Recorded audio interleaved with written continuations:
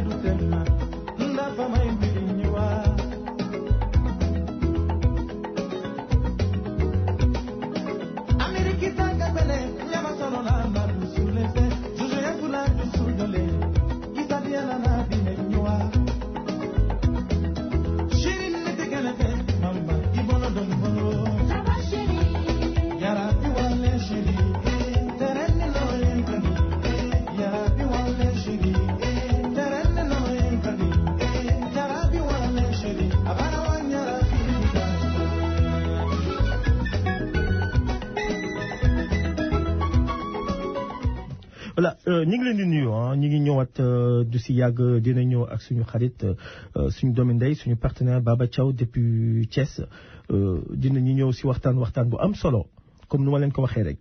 écoutez Sénégal dafa am période bu mu nekk di traversé nii je pense que c'est important ñu gëm yàlla ok nu ñu gëmee yàlla mooy réalité en face luy suñu borom lu mu dogal ok kenn mënu si dara ok Macky Sall moo nekk suñu président amul ku ko weddi Sénégal amul mais élection bu jotee ñun suñu constitution ak suñu texte législatif yi lu ñu wax loolu dañ ko war a teg ko depuis Senghor depuis Abdou Diouf depuis Abdoulaye Wade loolu lañ fi fekk mais yow mënuloo jóg rek lu la yàlla jox booleel ak sénégalais yi pour nga taxaw leen situation bu ñu toll nii sax nit ñi amuñu loo xam ne tey mën nañ ko jëfandikoo ci ndox wala am na endroit yoo xam ne tey amuñu électricité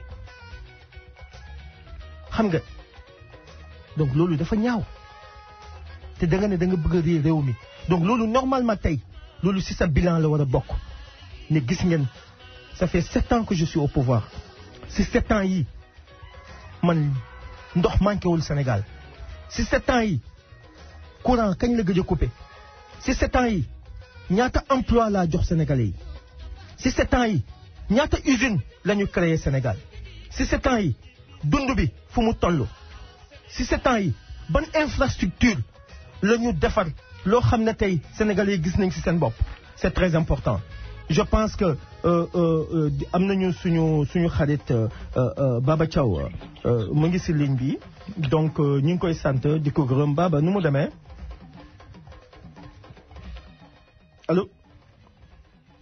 allo Baba. oui allo oui. waaw ñu ngi lay nuyu. di la sant oui allo Malick. waaw ça va ñu ngi lay nuyu bu baax di la sant di la gërëm si li ñuy mënal nii semaine bu nekk. di ñëw si la voix des immigrés di waxtaan ak sénégalais yi ak diaspora bi surtout loo xam ne lu ñu fiy dégg c'est très rare ñu dégg ko si yeneen rajo yi au Sénégal hein, parce que je dis que am na information yoo xam ne ñu ngi koy wax fii wax dëgg yàlla nit ñi duñ ma weddi voilà que ça soit si diaspora bi que ça soit analyse yu ñuy def fii wax dëgg yàlla c'est dafa balance ok Baba ñu dem directement parce que tey il faut que ñu utiliser temps bi ok à suñu faveur parce que temps bi dañ ko soxla ok actualité bi mooy le président Abdoulaye Wade dafa ñëwaat mais ñëw boo xam ne dafa yëngal Sénégal yëngal Afrique ok yëngal réew mi yëngal candidat yi mu mel ni situation bi mu ngi bëgg a changer mais xamaguñu mais Baba ñëwi Abdoulaye Wade bi ban njëriñ la amal Sénégalais yi ak surtout ci période campagne bi ak période xam nga élection présidentielle bi. waaw Malick d'abord maa ngi nuyu auditeurs u La Voix des immigrés di leen ziar bu baax a baax di wax ni rek comme ni nga ko waxee effectivement ñëw bi ñu bëri ñu ngi ko doon xaar. bon am na nag ay jafe-jafe yu ci jot a am ci. organisation ñëw beeg tout ça. mais dama jàpp ni foofu aussi nguur gi am na loo xamante ni waru ko woon a def maanaam déjà Abdoulaye Wade mënut a tabax aéroport bi di ko yàq. parce que gis nañu dispositif ba fa nekkoon. loolu moom dafa doon yoo xamante ni dafa xaw a doy waar tuuti. bon sinon ci li nga xamante ni moom la ñu mën a wax ci accueil beeg yooyu. gis nañ ni comme ni nga ko waxee effectivement fépp fu mu jaar. gis nañ ni nit ñi ñu ngi ko doon xaar. donc mu drainer foule boo xamante ni c'est extraordinaire. ça il faut le lui reconnaître parce que nag wax dëgg yàlla.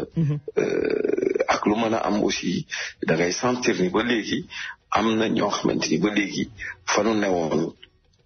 jóguñu fa mooy gëm giñ ko gëmoon et cetera ci ay engagement am ci politique am ci ba pare aussi Sénégal toll ci situation boo xamante ni il fallait que ñëwam tey doon am lu bëri lu muy changé. ñu bëri aussi ñi ngi xaar ci moom. loo xamante ne xëy na mën na décanter situation bi. bon mais man ma jàpp ne li nga xamante ni sax à la limite moo xaw a sax wàññi doole ji maanaam engouement bi mu waroon a mën a am dëgg. mooy li nga xamante ni depuis fa mu nekkoon di Paris. deful woon déclaration boo xamante ni day wane ni. am na ko mu nar a jàppal bu ñëwee parce que li wóor mooy tey imaginel su fekkoon ni tey dafa waxoon à l'avance que ni ku mel ni le candidat Idrissa Seck moom la nar a jàppale. man jàpp naa ni d'abord pour un premier temps Thiès kenn nar fi woon a xaj. tu vois. te li wóor a wóor mooy ba woon Dakar. da ngay gis ni ñoom dinañu ànd seen coalition def une très grande mobilisation boo xamante ni dañuy ànd ak moom ba ni ñuy àgg Dakar. kon nga gis ni déclaration bi mu def sax moom moo tax ba maanaam ñi ko waroon a dara ànd ak moom ñëpp ñu ci bëri sax ñi ngi dal toog di xaar. mais daal lu nu mën a wax mooy li ñu gis moom démonstration de force la. te day wone ni encore une fois wax dëgg yàlla li mu def ci dëkk bi am na ba léegi ñoo xamante ni ñu ngi ànd ak moom ñu ngi ko gëm. organisation bi wax nga am solo mais am na lu ko métti torop lu ko Macky Sall def wax na ko nee na di fekk daf ko tere mu wàcc Léopold Sédar Senghor ak situation distance bu mu war a jël. ak ses militants seetul si moom ba pare andi dispositif boobu teg ko foofu pour mun ko yàqal loo xam ne vraiment bëgg na ko métti na ko loolu métti na ko pourquoi Macky Sall traite comme ça le président Abdoulaye Wade Baba. xam nga d'abord il faut ñu xool li passé. xam nga ñoom ñii tey ji ñi nekk ci nguur gi ñoom ñoo waroon Abdoulaye Wade. te yàlla dafa def bi nga xamante ni xelam nekkoon na ci désengorger Dakar bokkoon na ci defar ab tali parce que gis nga ci fàttali rek tali boobu jógee Rufisque ba ñëw ci Patte d'Oie bu may wax Patte d'Oie mooy boo xoolee ci autoroute bi am na station Elton bu fa nekkoon ci virage bi di jógee Rufisque ba ci station boobu noonu pour ñu dédommager ñu dëkk woon ci côté yooyu ci côte yi parce que bul fàtte ni dañ tojoon ay kër pour ñu dédommager leen pour ñu defaraat tali bi dépensé nañ ci plus de 100 milliards c'est pas possible dépensé nañ ko ci pour rien que permettre une fluidité nit ñi di mën a dem ak ñëw parce que jafe-jafe amoon na ci diggante boobu. ci la xalaat aussi leneen loo xamante ni day bëgg Dakar respirer mu désengorger ko. ci la xalaatoon ni il faut ñu toxal aéroport bi. sunu fàttali ko zone site bi nga xamante ni moom la ñu njëkk wax. ni fa la ñuy yóbbu aéroport bi c'était Kër Massar. Kër Massar ci jamono jooju dañu gis ci benn intervalle de temps bu gàtt. bi nit ñi yëgee ni aéroport bi Kër Massar lañ koy yóbbu. mais nit ñi dañu daw songu Kër Massar. ci at yu néew rek Kër Massar daal di fees dell. mu xam ni kon loolu stratégie bu baax la. donc mi ngi génne nit ñi biir Dakar. mu ni kon comme nit ñi ñëw nañu dëkk si Kër Massar. Kër Massar léegi li muy def mooy nanu ko déplacé waat ci la ko indi jas te soo xoolee ba léegi nit ñi ngi topp fu aéroport bi jëm nit ñi dañuy toxu daw dem côté boobu toujours mu nekk ci esprit désengorger Dakar mais aussi ñu fàttali ni ci élection 2012 le président Abdoulaye Wade wàcc na ci aéroport de Diass ak avion mu doon loo xam ne dafa am lu mu bëggoon a wane mooy que ñi jëm ay élection mun na am ma gañewaat mais mun na am it ma perdre mais dama bëgg Sénégalais yi ñu témoigner ni aéroport bi man maa ko defar parce que aéroport bu nit wàcc ak avion ça veut dire que liggéey ba kon la ca des bareetul kon ñu jàpp ne aéroport bi Abdoulaye Wade mënu ko fondation mu nekk idée mu liggéey ci defar ko ba bi muy fii jógee mu wàcc fa ak avion retourner di yàq aéroport boobu loolu li naan non sens mënta nekk wax dëgg yàlla donc ñu gis ni foofu wax dëgg yàlla neexul ba neexul mais def nañ loo xamante ni mënoon na ñàkk parce que nit du defar dara ba pare retour na di ko yàq. te wax na ko sax ça il faut le dire. waay c'est à regretter. c'est ça mais ñu jàll si affaire Khalifa Sall am na dëgg si CEDEAO ne candidature am mun na nekk. Tu penses pas que ça peut changer les données ou pas? Ouais, très rapidement, bon, ce qu'on peut dire, moi, d'abord, suba, inchallah rabbi, maanaam tey jii ci 10 heures. Alors ci la CEDEAO donc di war a joxe une décision finale. donc sur ce dossier. mais li ñu njort mooy am nañ yaakaar que ni voilà donc Khalifa kii di CEDEAO dina casser décision bi nga xamante ni moom la conseil constitutionnel joxe woon pour ni du mën a bokk ci joxante yi ñuy jëm di élection 2019. bon am na nag ñoo xamante ni xëy na ñu ngi pare ci nguur gi ñoom. mën nañu indi yeneen i réflexion yu demee noonu mais li ñu war a bàyyi xel mooy d' abord. élection 2019 yi. képp koo xamante ni da nga ciy participer. carte d' identité bi nga nar a voté mooy carte d' identité. bu CEDEAO. carte d' identité bu CEDEAO nanu bàyyi xel loolu. carte d' identité bu CEDEAO la ñuy voté. ça veut dire que ni kon CEDEAO dafa am lu muy représenté ci 16 états yi nga xamante ni ñoom ñoo ko ngànk. tu vois lépp loo xamante ni ci mbirum justice am na ay lënt ci dëkk yooyu nga xamante dañ cee bokk. dañuy faral di gis ni CEDEAO am na habilité maanaam yoon jox na ko pouvoir boo xamante ni dossier yooyu buñ ko ci saisiré dafay tranché. donc kon bu kenn ñëw ëllëg di wax ni voilà CEDEAO décision bi mu jël waru ko kii ak yu demee noonu déedéet nanu jàpp ne décision bu mu mën a jël rek mooy décision bi nga xam mooy wax parce que moom moo fi toogal dëkk yooyu nga xamante ni ñoom ñoo bokk CEDEAO te bu jafe-jafe amee yoon la mu taxaw wax ci lam cay wax te lam ci wax dañ ko war a jëfee parce que li ñuy fàttali aussi mooy cour boobu nga xam mooy justice boobu nga xamante ni tey jii moom moo war a rendre donc cette décision amul benn sénégalais bu fa nekk ñi si nekk ñëpp ci yeneen i dëkk lañu bokk. loolu lu jar a firndeel la.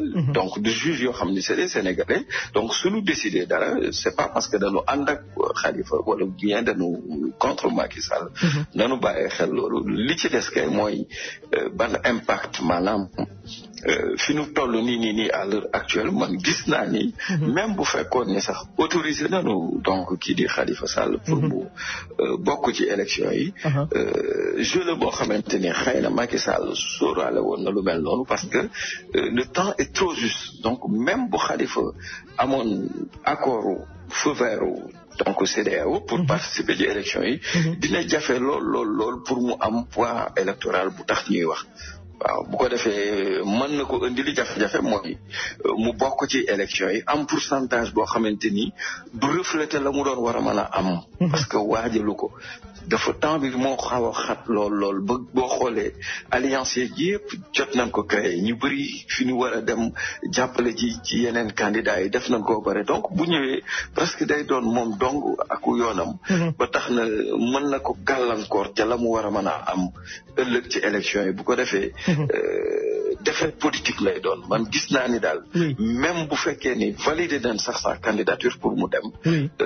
li gën a sax moo doon mu xool ku mu jàppale mais bu demee boppam rek dina ko indil ay jafe-jafe. dina ko indil ay jafe-jafe donc dinañ si ñëw si parce qu'on n'a pas assez de temps parce que tey on parle de Idrissa Seck tey moom c'est le candidat Idrissa Seck la ñuy waxtaanee très important parce que man je pense que ñu may déglu xam nañu. lu may wax ci Idrissa Seck xam nañ ko donc aujourd'hui c'est pas ça on dit lu ñu xam ci Idrissa Seck te yow xam nga ko bu baax man xam naa ko mais man je préfère yow nga wax ñu kuy Idrissa Seck Idrissa Seck ci campagne bi lañ ko war a jaay Sénégalais yi la ñu war a xam kan mooy Idrissa Seck Baba bu ñu waree commencer Idrissa Seck bu mu commencer politique ak bu mu ànd ak Ablaye Wade lan nga ci mën a wax. Très rapidement, bon, moi je pense que d'abord ce qu'il faut comprendre mooy Idrissa Seck yàlla dafa am loo xamante ne daf ko def ci moom mooy étant étudiant ci la ko le président Abdoulaye Wade à l'époque nekk opposant jël teg ci wetam. ñu fàttali rek fàttali ni booba am na ñoo xamante ni ñu ngi waroon Abdoulaye Wade ku mel ni Ousmane Ngom à l'époque déjà il était avocat. ku mel ni ñoom Cheikh Tidiane Sy xam nga. Serigne Diop nekk un agrégé en droit. Je pense que déjà nga gis ni am na ñoo xamante ni ca jamono jooju wër nañu Abdoulaye Wade daan liggéey ci domaine bi ñu ko xamee woon muy avocat. doon liggéey ci domaine justice doon ñoo xamante ni aussi ñu ràññee woon la ci domaine boobu. alors la taxoon nag Abdoulaye Wade jël ku mel ni Idrissa Seck teg ko ci wetam mu nekk un jeune étudiant à l'époque ñu fàttali ko xëy na am na lu mu gisoon ci moom. ba tax ñu ànd loolu itam doon loo xamante ni kii di Idrissa Seck wane na ko. parce que bu ñu fàttalee élection 2000 yi à la veille des élections. quelques mois avant les élections. bi ñu fi créé la coalition CA 2000. le président Abdoulaye Wade dafa fekk ma nga woon France. alors mu taw a ñëw ñoom landi nag yooyu ñu fi nekkoon. ni nag ñoom dañu seen souhait daal mooy le président Abdoulaye Wade di ñëw parce que mënut a ànd ak ñoom ñu bëgg ko jiital te moom du ñëw il faut mu ñëw. jamono jooja la taxoon le président Abdoulaye Wade mënul woon a teel a ñëw. mi ngi doon xalaat nan la war a mën a demee ci élection yi parce que déjà non seulement ñu ngi koy xaar ci benn mobilisation yooyu mais aussi ku ni élection ni ay moyens de campagne te yàlla def na à vrai dire il faut le dire à l'époque moyens de campagne yu tax ñuy wax ci jamono jooja xawoon na am na mu demee. voilà donc ci loolu nag nga gis ci xarañtey Idrissa Seck mook Abdoulaye Wade dañu liggéey ci li nga xamante ni moo jur tey ji moo jur li ñuy gis tey en marché yi ñuy gis yëpp. donc ñaar ñi ñoo ko xalaat jëmmal ko doxal ko muy marche bleue. fa la commencé. parce que day limiter say dépenses. alors ci loola ci la kii di Idrissa Seck xalaat lu mel noonu moom ak Abdoulaye Wade ñu ñëw dérouler seen marche bleue. ñu gis ni ban ko defee aussi parce que lu tax gis nga tey jii à l'époque liñ daan gis mooy PS. parce que il faut le dire PS à l'époque da daan def ay meeting yu mag. jël bayal bu yaatoo yaatu nit ña fees fa dell. mais ñu gis ni di Idrissa Seck ñëwee ak maître Abdoulaye Wade ñu indi seen marche bleue yooyu. nit ñi tey day mel ni benn allée benn boulevard. gis nga bu fa des centaines et des centaines de personnes di jaar. maanaam dafay xat gi tali bi di xat day tax ba nit ñi bu ñuy romb di dem ànd ak caravane bi. da nga naan ñi c'est des millions de personnes ngay wax. alors que c'est des milliers de personnes. donc stratégie la boo xamante ni nga gis ni kon yooyu yëpp dafa bokk ci xalaate nan laay def pour au moins ki may war a jàkkaarloo ci élection yi. ma def une démonstration de force. donc ñu gis ni ci côté boobu. wax dëgg yàlla kii di Idrissa Seck am na loo xamante ni indil na ko Abdoulaye Wade ci jamono ji nga xamante ni. ñi ngi nekk ci opposition bi. ça il faut le dire.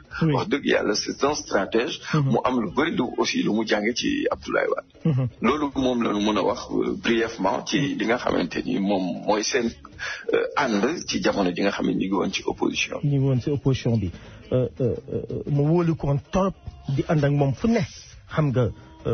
franchement ñuy dugg ci gouvernement bi di génn tout ça n'est-ce pas loolu aussi gis nañu Idrissa Seck temps avant ñuy jël pouvoir bi mooy temps bu ñu nekkee opposition Abdoulaye Wade jiital na ko jox ko ay poste ministériel bu ñu àndee ak Abdou Diouf est-ce que loolu taxul sax mu gën a am expérience ci domaine gestion wala ci gouvernement. waaw effectivement xam nga moom yàlla dafa comme li ma la wax. à l'époque boo xoolee moom Idrissa Seck la woon Ousmane Ngom. Aminata Tall suma juumul Aminata Tall du moins. voilà. donc ñoom ñoo duggoon ci gouvernement bi. à l'époque.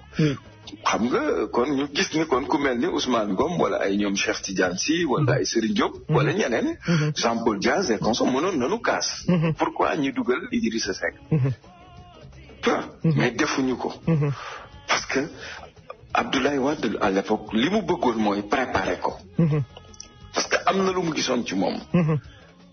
alors ba nu duggee aussi. ni nanu génnaat. gis nanu ni ka bañoon ni du génn mooy Ousmane Ngom. mais Idrissa Seck dafa génn. la ko Abdoulaye Wade wax daf ko def. donc ñu gis ni amoon na benn complicité bu am.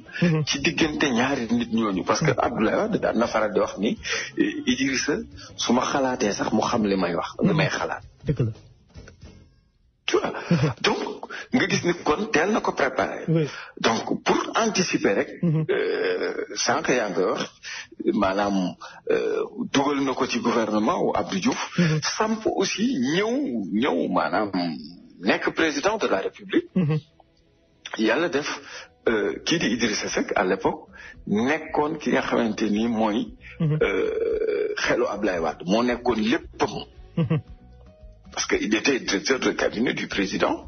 mais ce qu'il faut préciser mooy gouvernement yi nga xamante ni jot na fi jaar sax ci jamono ci Idrissa Seck di nekk directeur de campagne bu Abdoulaye Wade. alors daf ci daan toucham da nga ko ci doon gis parce que ku mel ni ay ñoom Eva Marie Coll Seck ku mel ni ñoom kii Abdoulaye Diop et cetera. donc am na ñu ci bëri ñoo xamante ni. ay nitu Idrissa Seck moom moo leen xamoon. Abdoulaye Wade xamu leen. fàttali ni ku mel ne Abdoulaye Diop. ministre des finances. bi mu jógee Canada ñëw. Idrissa Seck indi ko pour ñu consulter ko. ñëw na kenn consulter ko ci départ bi. Idrissa Seck ci boppam moom moo dem wax ak Abdoulaye Wade ci lañ ko doog a consulter. parce que xamuñ ko woon. nga gis ni kon même bi mu nekkee directeur de cabinet Abdoulaye Wade. dafa amoon benn contrôle ak benn influence ci gestion wu état bi. ñu gis dossier yu bëri yoo xamante ni aussi tam. daf ko doon téye. Abdoulaye Wade daf ko daan bàyyi ak moom. parce que li jar a fàttali mooy. bi nga xamante ni Abdoulaye Wade ñëw na ci élection 2000 yooyu mu gagné ko. avec sa grande coalition la coalition CA 2000. dafa ne woon bis bu ma gagné élection yi. 7 ans lay def. mais maanaam dañuy réduire le mandat à 5 ans mais man mandat bi may def. du ci bokk 7 ans lay def. parce que jamono jooje dafa jàpp ci xelam que ni. su defee benn mandat rek moom. dina ko doyee. ça suffit pour mu def li mu bëgg lépp. yàlla def. bi nga xamante ni ñëw na toog aussitôt rek. mu commencé impliqué Idrissa. impliqué ko ci lépp. soo xoolee en un moment donné. Idrissa était l'homme fort du parti. Idrissa était l'homme fort de l'État. loolu ci bëgg-bëggu Abdoulaye Wade la woon parce que moom moo ko doon préparé bis bu demee ba war a pare 7 ans yi.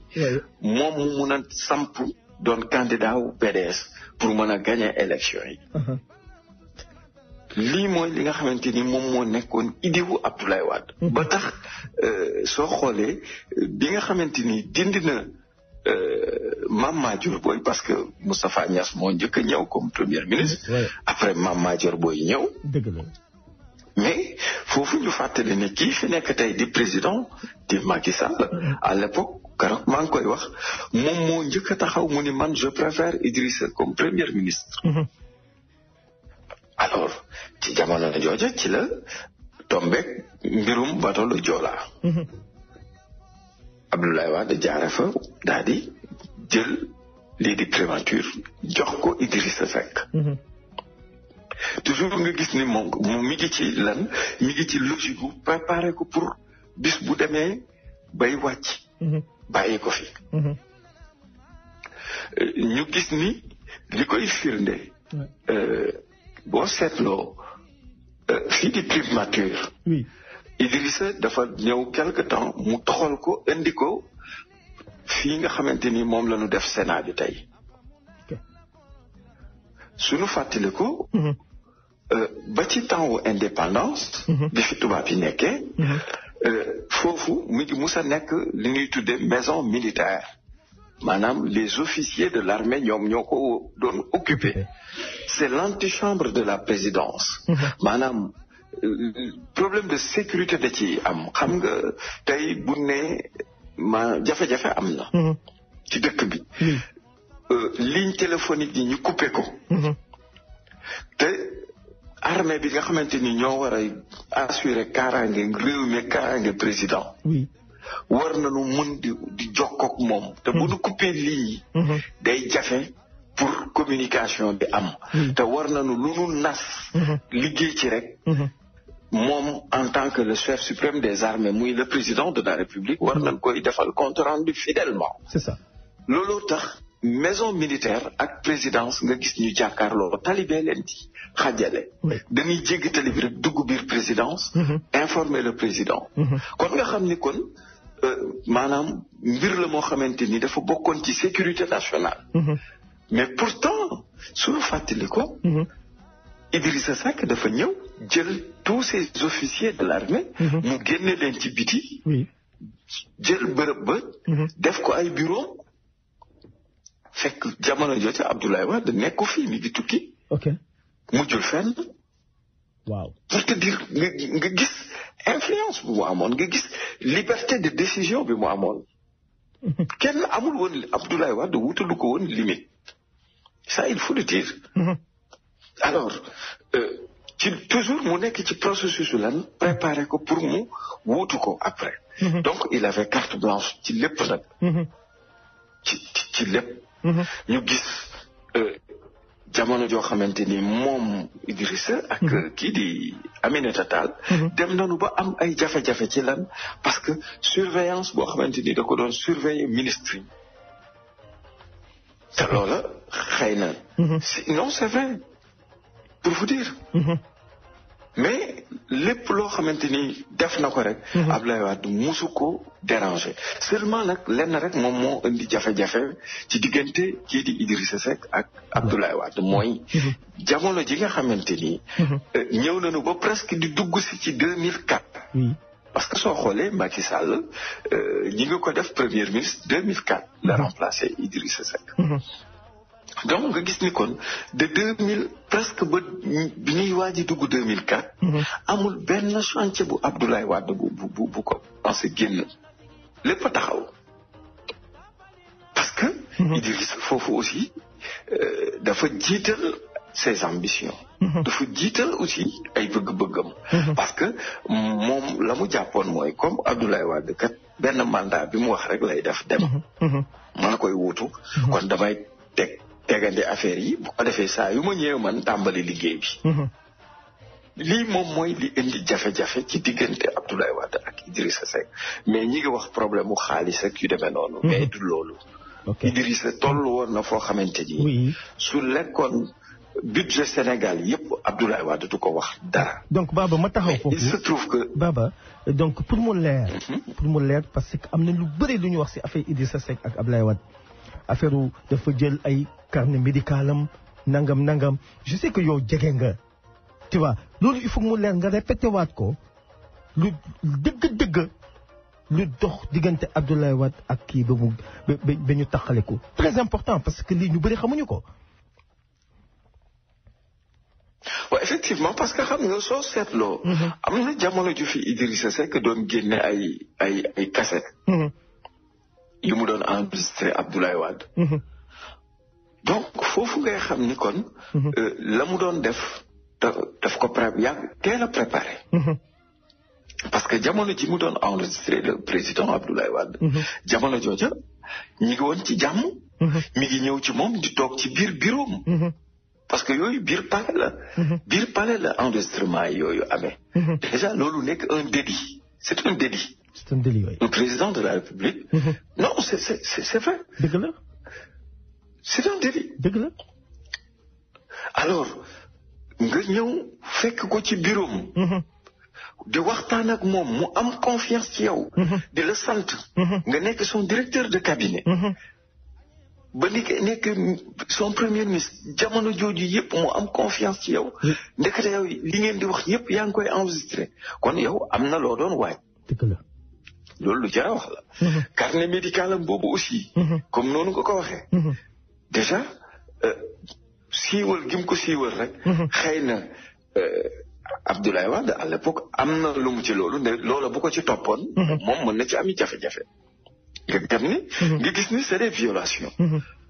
donc pour wax ci foofu. li indi seen séparation. daf di ni Idi moo demoon ba benn moment mu am des ambitions démesurées parce que Abdoulaye Wade moom mi ngi ko doon préparé di ko waajal pour mu wutu ko. ba tax mu jël doole jëpp. ci demoon ci parti bi jox ko. jël pouvoir bu bëri ci état bi jox ko. mais allô.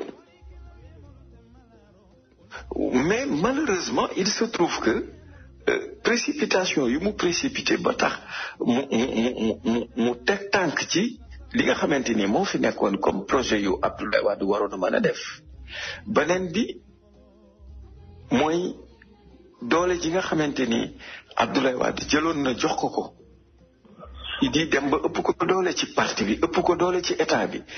te xam na ni un président de la République loolu boo ko perdre amatoo benn pouvoir parce que bu nu fàttali ko am na jamono joo xamante ni les renseignements généraux dañ daan wax ni Abdoulaye Wade bu mu dem ci yenn manifestation yi parce que sabotage da daan am dañ daan gis à l'époque manifestation day am Awa Gueye Kébé mi nga xamante ni moo yore woon mbootaayu jigéen yi bu ñëwee jël parole stade bi wala salle bi day toj nit ñi di tàccu et cetera Idrissa daal di ñëw la même chose mais ñu constaté bu Abdoulaye Wade di ñëw rek nit ñi dañuy commencé di génn di dem.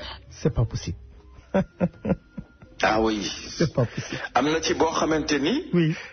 les renseignements généraux ñoo avertir Abdoulaye Wade stade Demba Diop la woon jour boobu. à la dernière minute Abdoulaye Wade dafa mujj Landing Savané la yónni. jour boobu pour bañ piège yooyu noonu. donc yooyu yëpp ñu ngi ko doon def pour humilier ko alors pour wan ko ni ko doole ji nekkatul ci yow loolu moom mooy jafe-jafe yi maanaam na mu doon waajale Idrissa ba tax mu jël doole ji nga xamante ni moom la amoon ci parti bi mu jox ko doole ji mu yore woon ci nguur gi mu jël lu ci bëri jox ko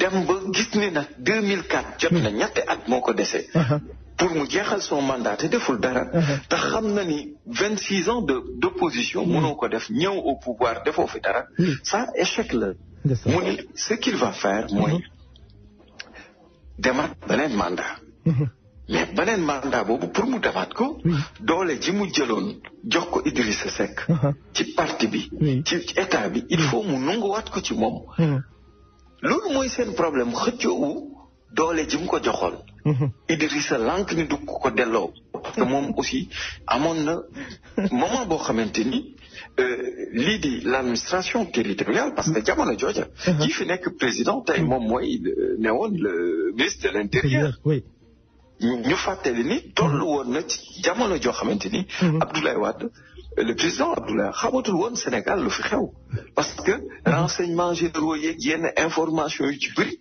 Macky Sall mooy ramassé su ramassé jox ki di le premier ministre di Idrissa daal di jël lépp luy information bu xamante ni ça concerne l'État et cetera mu filtré ko téye ko jël mbalit ma jox Abdoulaye Wade tolloon na période boo xamante ni xamatul woon luy xew Sénégal c'est pas possible lii mooy jafe-jafe ji am ci seen diggante suñu fàttali ko am na moment bu mu wax mu ni man ak Idrissa c'est comme deux paires de ciseaux kenn mënul dem bàyyi sa morom il faut ñu ànd pour li ñu bëgg ñu mën koo def ci jamono jooju wër na ci këru diine yëpp jéem ci wax pour ñoom ñaar ñu àndaat liggéey parce que moom toujours mi ngi nekkoon ci dynamique lan préparé ko mais Idrissa moom moo remplacé moo yàqamti mais li wóor mooy kii di président Abdoulaye Wade préparé woon na ko pour tey mu wutu ko kon ñu jàpp ni xëy na kii fi toog tey di président Macky Sall lu yàlla tudd la mais yoon wi nga xamante ni xàllaloon nañ ko Idrissa su ko toppoon tey jàpp nañ ni tey xëy na yàlla mënoon na def muy nekkoon président ki nga xamante ni mooy président ça moom mooy li nga xamante ni mooy la mais ñiy wax naan Idrissa dafa détourné xaalisu chantier Thiès yeeg et cetera même bu dee ni détournement am na parce que foofu aussi di fàttali ni xaalis yooyu mbirum grappe de convergence la woon maanaam da daan dajale ay xaalis yu jóge ci yu bëri Baba oui dama bëgg nga xaar ma tuuti ñu changer réseau bi pour que ñu mën a jël auditeurs yi parce que des na 15 minutes c'est très important parce que le cas de Idrissa Seck dafa war a leer ñu bëri ñu ngi wax Idrissa Seck mais xamuñu ko dégg nga tu attends un peu ñu changer kii après ñu ñëw incha allah ok déglu musique. ok.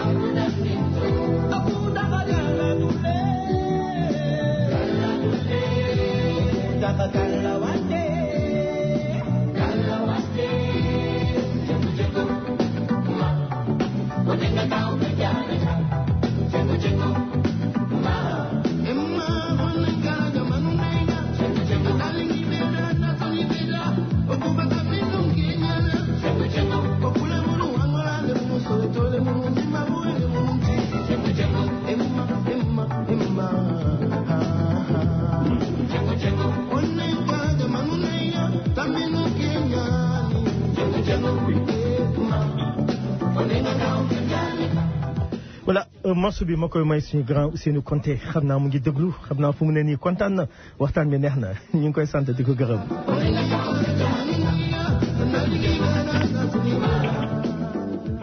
voilà Baba yaa ngi si ligne bi c'est important balaa ngay continuer foofu nga tëj foofu am na kenn ku nekk si ligne bi mu ngi la bëgg a laaj dara vas-y si affaire Idi mooy fu nga tegoon sa loxo.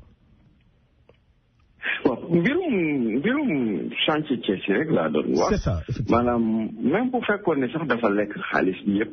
li wóor mooy kii di président Abdoulaye Wade man gëm naa ni di ko def dara parce que def na yu gën a garaaw yooyu muy comme yooyu ma expliqué ci maison militaire nga xam ni ça concerne donc la sécurité nationale te mujjul fenn ak yeneen yoo xamante ni daan na am te du mujj fenn kon nga gis ni li indi jafe-jafe ci seen diggante mooy kii di président Abdoulaye Wade ñëw na ba presque jub 2004 te deful dara ci dëkk bi parce que lépp dafa bloqué wu te ki ko bloqué woon mooy Idrissa Seck ñu jéemoon négocier ak moom Idi bañ te jamono jooja yoretul doole joo xamante nii mën na exécuter yenn yi mu xam ne li fi sës mooy taxalikook moom pour mën a continuer liggéeyam boo seetloo looloo waral bi Macky Sall ñëwee aussitôt rek da nga gis ni chantier yi dafa commencé deg juddu mais Idrissa du mbirum encore une fois affaire xaalis fi demee noonu mbirum politique la Abdoulaye Wade dem na ba benn moment mu xam ne il lui faut un autre mandat mais mandat boobu pour mu dem Idi moo nekk blocage ci diggante yi donc il fallait que mu séparé wu ak moom pour loolu foofu itam ñu fàttali ni rek aussi itam fii di Thiès nga xamante ni mooy base Idrissa Seck di fiefu Idrissa Seck am na loo xamante ni jar na leeral gis nañ ni di nga xamante ni séparation boobu am na kii di le président Abdoulaye Wade am na lu mu bëggoon a woon waa Thiès waay yi mooy que Idrissa ci sama carnet d'adresse lay liggéeyee Idrissa sans man du dem parce que wax na ko mais aussi indi na maanaam lu koy firnde suñu seetloo chantier Thiès yi ba fii ñuy wax ni lu ci bëri àggul pourquoi foofu ñu gis ni Idrissa su fekkoon ni ci période boobu li muy wax maanaam que ni mën na surtout nga bëggoon a toll woon ci dimension boo xam ne waroon nga mën a yore réew mi donc bi nga xamante ni Abdoulaye Wade téye ne la mu doon def muy moyens yi nga xam moom la daan joxe pour ñu tabax Thiès. parce que ñu fàttali ni dañ daan wax ni 4 avril bu ne dañuy tànn benn ville defar ko. loolu aussi muy lu ñu war a wéyal parce que boobu lañ ko dakkal donc ñu gis ni ci période boobu. bi mu téyee loxoom. Idrissa dafa waroon a am lu mu wane. mooy woon aussi Thiessois yi ak sénégalais yi. que Abdoulaye Wade su téyee loxoom aussi man am naa partenariat yoo xamante ni. am na moyens yoo xamante ni. dinaa mën a eggale liggéey bi dinaa mën a tabax Thiès. ba woon Sénégal que ni lii man maa ko def. kon war nañ mën a am kóolute ci man que ni war naa mën a yore réew mi. mais ñu gis ni ci jamono jooju. jafe-jafe dafa am. chantier yi dafa taxaw. ñu gis ni dem nañu ba lii di li naan l'éclairage public. muy loo xamante ni mairie yi ñoo ko war a loolu. dem nañu ba Thiès ville ñu coupé éclairage public yi. parce que ay jafe-jafe ñu gis ni aussi à chaque fois Idrissa da daan fexe nu mu jëlee mairie bi. joxat ko keneen maanaam délégué ko keneen. parce que lan mi ngi doon daw ay responsabilité parce que soo nekkee maire. dafa am lu bëri loo xamante ni daf lay war. te manquement yooyu nga xamante ni mataloo ko.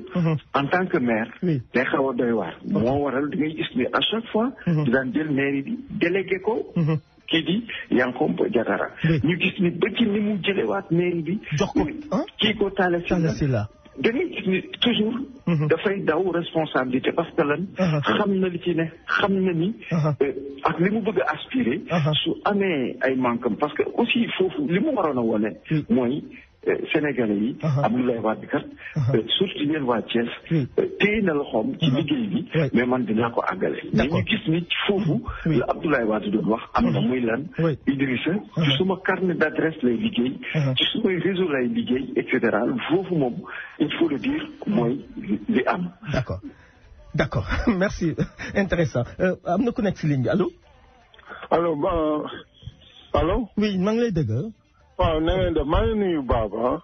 moo ni mais dama ko bëggoon laaj. parce que fii d'après ni mu waxee ak résumé am. donc ce qui veut dire wane na ni am na compagnonnage ak Idrissa Seck xam na ko bu baax. te njiit mërsam daf ci am njëriñ. donc te ni mu waxee ne. dafa wane carrément ni. warkat la. non poser question doo poser question. waaw léegi noonu sama question moom mooy. vie Baba lay laaj. waaw laaj ko vie en compagnonnage bi mu def ak Idrissa Seck ak merci bii mu xam ci Idrissa Seck. est-ce que ku jikko boobu ku ko yor est-ce que war nañu dénk réew. ok d'accord merci Baba dégg nga lu mu wax. waaw il faut ñu wax leen moom neexul ba neexul waaye dafay seetlu. réew mi biñ ko sancee ak léegi. mooy parti réew mi. biñ ko sancee ak léegi. yàlla dafa def wax dëgg yàlla ña fa jógee ci ñi ko sancoon bari nañu lool. may fàttali ni bi président Abdoulaye Wade toogee. damay fàtte tur bi. dafa ma dëkk ci léegi moom aussitôt moom moo nekkoon président Youssou Diagne la si je ne me trompe wala ki nekkoon président assemblée nationale. Youssou Diagne Youssou Diagne. Youssou Diagne. oui. Youssou Diagne la xam nga kooku ñëw na sax après ci réew mi parce que dafa am proximité dafa am lu leen lii woon ci jamono dañuy nekk ci opposition bi. nga gis ni même kooku sax après. li mu doon jege Abdoulaye Wade dafa ñëw après tafu ci Idrissa Seck. nga gis ni am na ñu bëri ñoo xamante ni dañoo àndoon ak moom. mais il est lenn moom mooy problème am mooy dafa rëy. te rëy baaxul. am njiit surtout njiitum réew nga xamante ni yow da nga war a am une vision.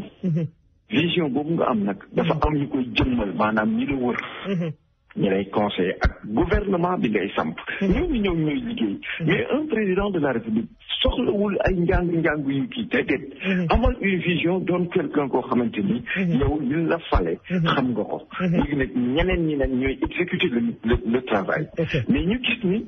Idi ci jamono jooju neexul ba neexul. mais bu nekkoon président. Sénégal dina am jafe-jafe parce que. buur lay doon boo xamante ni. du doon président. parce que du wóolu kenn ci ñi koy conseiller. moo ko jural ay jafe-jafe soo xoolee benn baat la am. moom mooy wax moom mooy borom xam-xam bi moom moo xam lépp. ñi mu àndaloon sax nga xamante ni ay naataangoom la ñu àndoon di liggéey. considéré wu leen woon ba tax da ngay gis ne à chaque fois nit ñi dañ daan mer di dem. dem nañu ba presque ñëpp bàyyi ko. loolu aussi doon loo xamante ni Sénégal war na ci sant parce que amoon na moment boo xamante ni. comme ni ko Abdoulaye Wade bëgge woon. jamono jooju bu Idrissa nekkoon président mun nañ am jafe-jafe. dañuy fàttali bi muy nekk rek directeur de cabinet Abdoulaye Wade. mais su daan jóge këram di dem point E di añi wala muy ñëwaat. mais da nga naan cortège présidentiel mooy dem. pour vous dire yooyu da ngay waaru. ñu gis ni aussi bi mu yoree parti réew mi nga xamante ni càppaacul la woon moom rek moo daan wax. moom rek mooy loolu. jamono jooju aussi bu fekkoon ni gagné na ci élection. Sénégal mën na am jafe-jafe parce que day doon koo xamante ni. presque ab buur lay doon. ñi koy conseillé du leen faale du leen déglu. xam nga du doon lu gën mais nii. li nga xamante ni moo am tey. gis naa ni changement dina war a mën a am parce que. am na maturité bu am ci moom léegi. parce que soo xoolee. ñi ñëw wàll si ci moom. muy yeneen parti yooyu muy candidat yooyu ñu bloqué.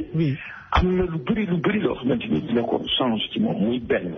parce que tey boo jëlee ku mel ni Hadjibou Soumaré. premier ministre la woon. Abdoul Mbaye premier ministre la woon. donc du lu am. maanaam benn kii ci moom. boole ko ci dina jàng ci erreur yooyu nga xamante ni moom la defoon. erreur yooyu mu defoon dina am lu mu ci jàng parce que dina xam ni ndekete. du réew mi rek moom moo mën a dem.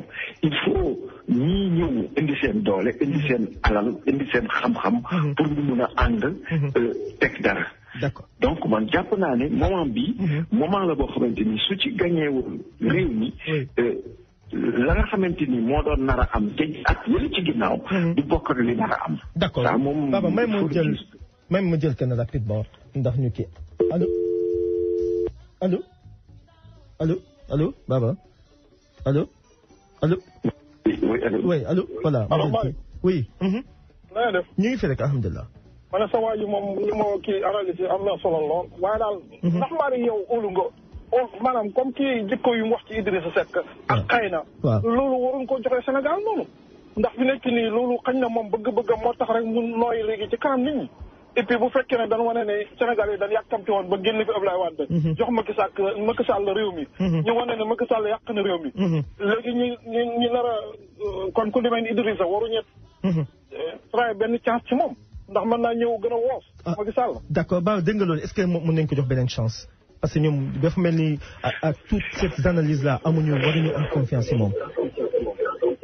non changement moom mu neex ko mu naqari ko def parce que xam nga lu tax mooy li ma doon wax léegi. oui. jamono ji nga xamante ni. dafa wóoru woon boppam moom rek la woon et cetera. oui ba nga xamante ni daawul déglu kenn. jamono jooju dañ ko weesu. tey am na lu mu ci jàng tey ci soo seetloo. xoolal ñi nga xamante ni ñoo jox ko bopp. je te donne un exemple ku mel ne Abdoul Mbaye.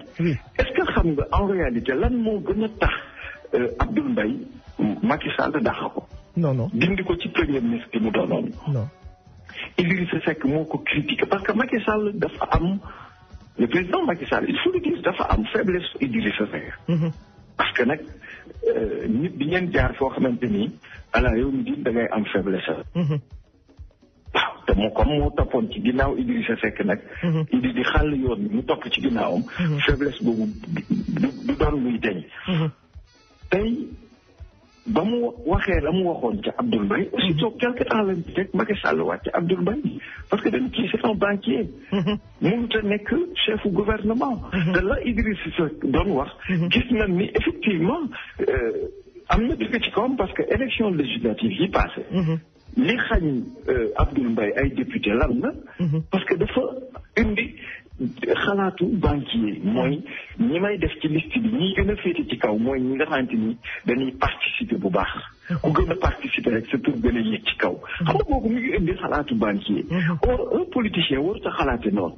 su doon ne un vrai politicien la mu doon def mooy lan moom am na ay moyens. nga financer lépp lu lu soxla lu parti bi soxla. bu mu laaj kenn sa dërëm. bu ko defee Pastef day gën a massifié wu. mu doon défi ci moom. que ni nekkoon naa premier ministre lu mu dee war naa am ñaar wala ñetti député. mais da nga gis ni dafa indi réflexion banquier. daal ni pour nga bokk il faut nga cotiser donc nga gis ni kon côté boobu la Idi doon wax am na dëgg ci kawam te yu loolee itam ba mu ko waxee. Macky def ko nangul tey ku mel ni Abdoul Mbaye. kon mënoon na tey ji daal ni Idrissa Seck mii kat. maag moom mënuñu laale parce que fàttali ko li weesu mais defu ko. parce que xam na ni actuellement à l'heure actuelle. vu situation bi ni mu demee. Baba temps bi jeex Khalifa bokkul Karim bokkul. temps bi jeex na deseen ñu à peine 45 secondes mun nga tàggu rapidement très important dinañ si ñëw semaine prochaine Idi dinañ si laaj tuuti balaa ñuy dem si kenn beneen ñoom Sonko la ñuy ñëw semaine prochaine incha allah voilà mun nga tàggu rapidement.